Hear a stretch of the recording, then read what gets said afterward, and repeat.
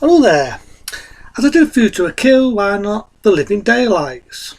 Now, as we all know, in '85, Roger Moore decided to put away his dicky ball and call it a fucking day, meaning it would be the last Bond film he did.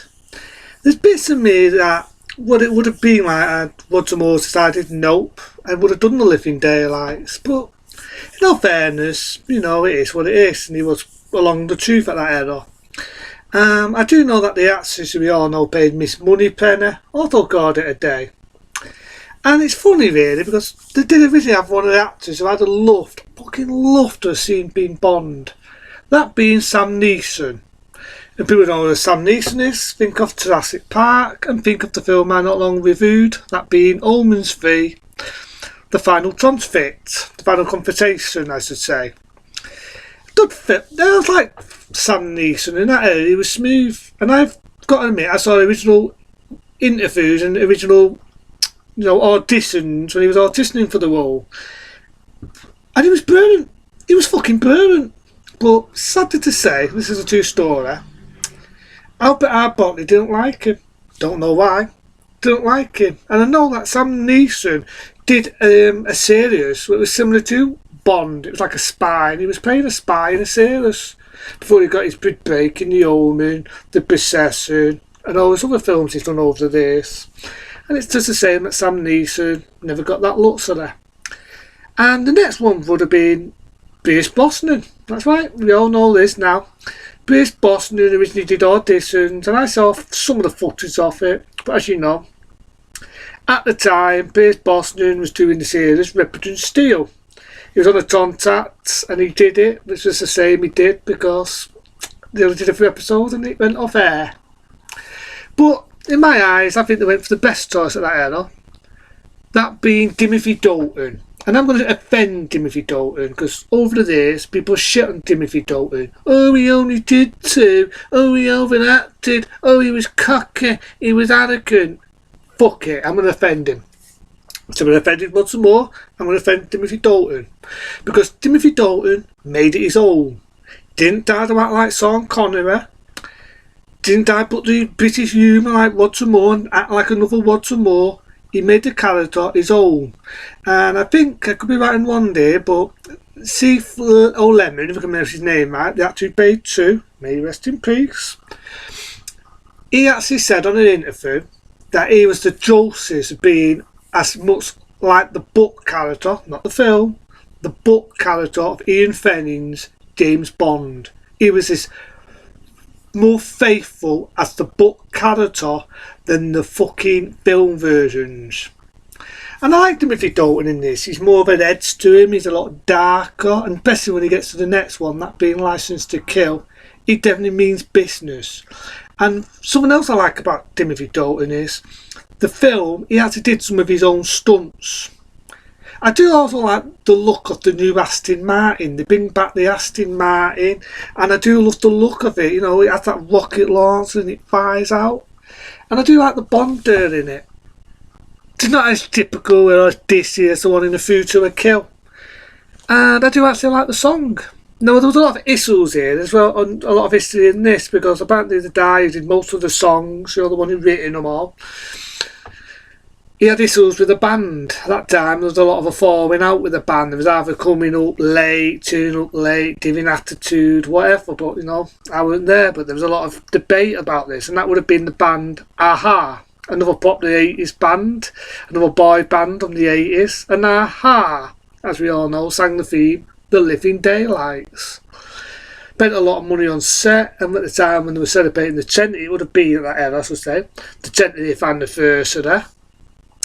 They did have a lot of beat when they was making that video. He had a lot of issues, the one who was the producer of the music videos. He didn't get along with them. They got along when they was filming it, but as over the years, he never got along with a-ha.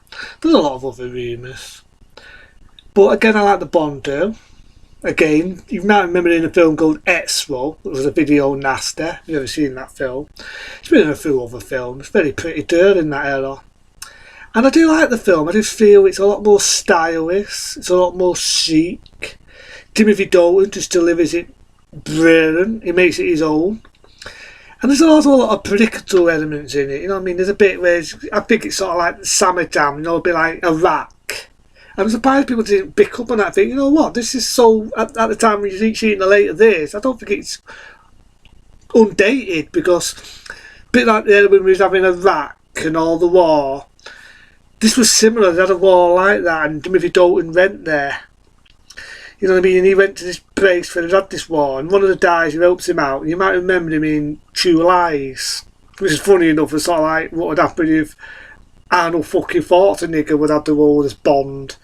He played the baddie in True Lies. In this, though, he does play a good guy. You got another guy in it, he's one of the bad guys, who, funny enough, would later be in the later Bond film. That would be the one with Pierce Brosnan.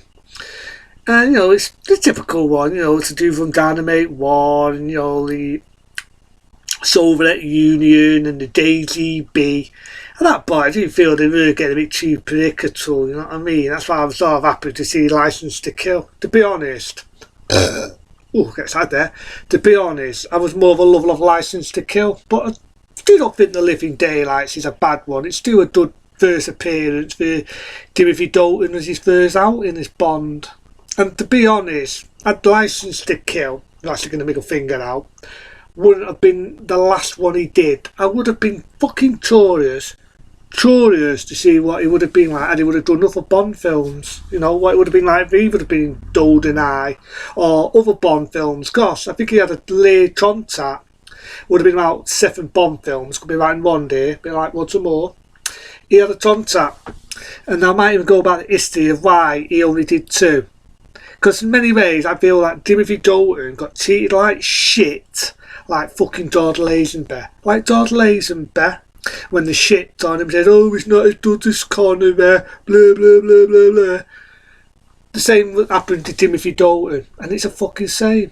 It's a fucking shame. Nowadays, people they love fucking Daniel Craig to suck him off like his fucking dick is made out of gold. But at the end of the day, Timothy Dalton still today gets the shit. Oh, he's the weakest and all this. But I like Timothy Dalton. Like I said, he wasn't going to act like a Roger Moore.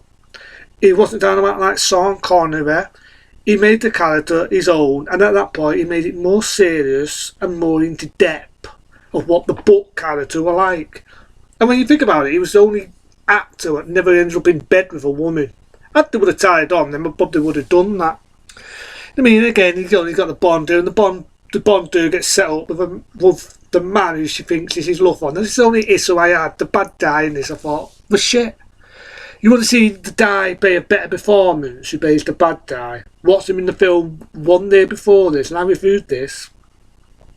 That being No Mercy. In No Mercy, he's stabbing people, he's cutting the hearts out. It's not as graphic as I'm making it sound. But in No Mercy, I felt he played a better villain. I just wish he was more that villain. But, you know, it is what it is. But The Living Daylights, again, it's not a bad one. And for Timothy Dalton's first appearance, I don't think it was that bad.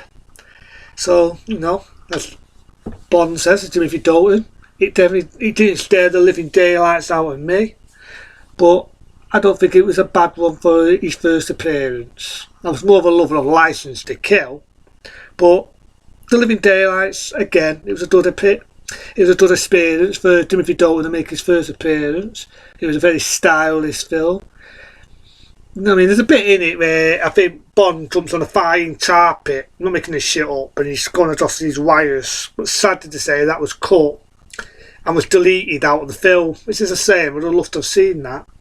And again, Timothy Dalton did his own stunts. It was a big process when it come out. Not a bad one. Check it out. Until then, I'll see you later.